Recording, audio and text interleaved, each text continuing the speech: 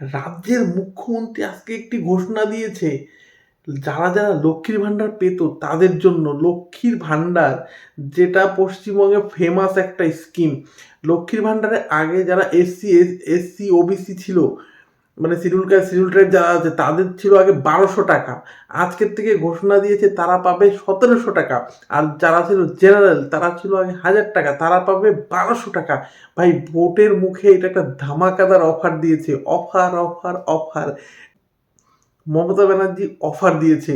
তার সঙ্গে সঙ্গে আবার কি হয়েছে, এদিকে দেখলাম একটা নিউজ, শুভেন্দু অধিকারী বলেছে যদি ক্ষমতায় আসে জুলাই মাসে সবাইকে 3000 টাকা করে দেবে, মানে মহিলাদের জন্য। স্কিম কিন্তু ফাটাফাটি চলতেছে ভাই।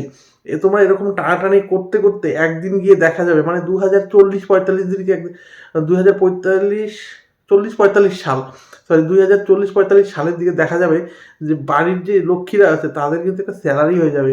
কত হবে, 15,000 মতো তো একটা স্যালারি হয়ে যাবে আশা করা যায়। তো একদিকে তো ভালোই ভাই।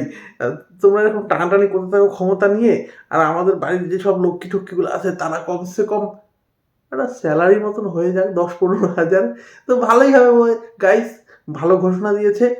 সবাই লুটে নাও, সমস্যা কিছু নেই। গভর্নমেন্ট দিচ্ছে, পাবলিক কামাও নেও, চলো।